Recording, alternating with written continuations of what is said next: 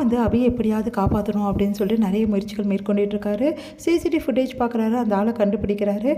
அதன்படி வந்து எப்படியாவது வந்து கண்டுபிடிக்கணும் அப்படின்னு சொல்லிட்டு முயற்சி பண்ணும்போது கரெக்டாக அந்த மிரட்டுற அந்த வீடியோவை வெளியிடுவேன் அப்படின்னு சொல்லிட்டு அதில் இருக்க அந்த பொண்ணோட வீட்டுக்கு ஃபோன் பண்ணி காசு கேட்குறாங்க அந்த மோசமானவங்க. அவங்க காசு கேட்டோன்னே வந்து வேறு வழி இல்லாமல் அவங்க என்ன பண்ணுறாங்க, எல்லாத்தையுமே வந்து ராகவ் கிட்ட சொல்கிறாங்க. ராகவ் அதிர்ஷ்ட அடைகிறாரு. அவங்களுக்கு காசு கொடுங்க, அந்த காசை வந்து அவங்க எடுக்கும்போது நம்ம பிடிச்சிடலாம் அப்படின்னு சொல்லிட்டு சொன்னோன்னே சரின்னு சொல்லிட்டு அவங்களும் ஒத்துக்கிறாங்க. அடுத்து வந்து கரெக்டாக காசை வைக்கும்போது ராகவ் அங்கே போயிட்டு எப்படியாவது அவங்களுக்கு பிடிக்கலாம் அப்படின்னு சொல்லிட்டு ட்ரை பண்ணுறாரு. காசை வச்சுட்டு வெயிட் பண்ணிகிட்டே இருக்காரு. திடீர்னு பார்த்தா அந்த காசை காணும். அதிர்ச்சி அடைகிறாரு. எங்கே போனாங்க அப்படின்னு சொல்லிட்டு எல்லா இடமும் தேடி பார்க்குறாரு. ஐயோ நம்ம அவங்கள மிஸ் பண்ணிட்டோமேன்னு சொல்லிட்டு ராகவ் கதறி அழுறாரு. எப்படியாவது அவையை மீட்லான்னு நினச்சிட இப்படி ஆயிடுச்சுன்னு சொல்லிட்டு ஆகாஷ் வந்து அவங்களுக்கு வந்து ஆறுதல் சொல்கிறாரு அவருக்கு.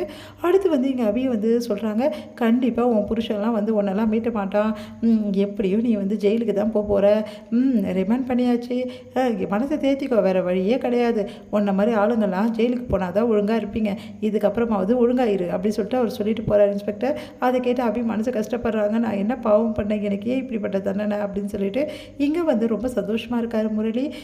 அவ்வளோதான், இதுக்கப்புறம் அபி வீட்டுக்கே வரமாட்டா.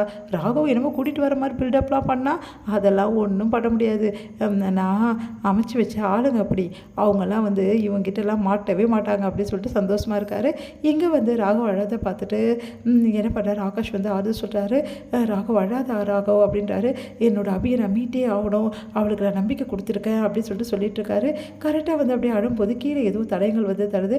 அதை பார்க்குறாரு. பார்த்தோன்னே வந்து இது யாரோடது அப்படின்னு சொல்லிட்டு யோசிக்கிறாரு. அவனுங்களோட தான், ஏதோ மிஸ் பண்ணிட்டானுங்க அப்படின்னு சொல்லிட்டு பார்க்குறாரு. பார்த்தா அதில் ஒரு விசிட்டிங் கார்டு இருக்கு. இங்கே தான் இவங்க ஏதோ இருக்கானுங்க அப்படின்னு சொல்லிட்டு அந்த கார்டு எடுத்துகிட்டு அவர் வந்து நம்ம போய் பார்க்கலாம் அப்படின்னு சொல்லிட்டு தேடி போகிறாரு. பார்த்தா அங்கே எல்லாருமே ட்ரிங்க்ஸ் சாப்பிட்டு சந்தோஷமாக இருக்கானுங்க. அவங்களெல்லாம் பார்த்துட்டு செமையாக காண்டவராரு. கதை உடைச்சி அவங்களெல்லாம் வந்து அடித்து போடுறாரு. அடித்து போட்டு எவ்வளோ தைரியமாக தான் இந்த மாதிரி வேலை செய்வீங்க, ஒன்றால் தாண்டா இவ்வளோ பிரச்சனை, சே நீ எல்லாம் ஒரு மனுஷனா, இப்படி பண்ணிட்டு என் பொண்ணுங்களை உன்னெல்லாம் சும்மாவே விட மாட்டேன்டா அப்படின்னு சொல்லிட்டு செமையாக அடிக்கிறாரு. ஆகாஷம் கூட சேர்ந்து அவங்களெல்லாம் அடிச்சுட்டு அதுக்கப்புறம் அவங்க எல்லாருமே வந்து என்ன பண்ண போகிற பாரு, உன்னை மரியாதையே சொல்லு, யார் உனக்கு இப்படிலாம் பண்ண சொன்னது, சொல்ல போறியா இப்போ இல்லையான்னு சொல்லிட்டு அவளை போட்டு அடிக்கிறாரு. அப்போ அவர் வந்து உண்மையை சொல்லிடுறாரு. இந்த மாதிரி சார் எங்களுக்கு வந்து ஃபோன் பண்ணி மிரட்டினாங்க, நாங்கள் இருந்த பழைய கேஸ் எல்லாம் வந்து தூண்டி வந்து எப்படியாவது எடுத்துகிட்டு வருவோம்னு சொன்னாங்க சார், அதனால தான் நாங்கள் இப்படிலாம் பண்ணிட்டோம், எங்களை மன்னிச்சிடுங்க அப்படின்றாங்க. உங்களுக்கெல்லாம் மன்னிப்பே கிடையாதுரா, உங்களை மாதிரி ஆளுங்கள்லாம் வெளியே இருந்தால் எந்த பொண்ணுங்களுக்கும் பாதுகாப்பே இருக்காது, அதனால் முதல்ல உங்களெல்லாம் உள்ளே தள்ளணும் அப்படின்னு சொல்லிட்டு வாங்க அப்படி சொல்லிட்டு ஆகாஷ் வந்து அவங்களெல்லாம் பிடிச்சிட்டு போகிறாரு. வந்து அபிகிட்ட வந்து வரமாட்டார் உன் புருஷன் சொல்லிட்டு இருக்கும்போது கரெக்டாக ராகவ் வந்து கெத்தாக நிற்கிறாரு. அதை பார்த்து அபி எல்லாருமே அதிர்ச்சி அடைகிறாங்க.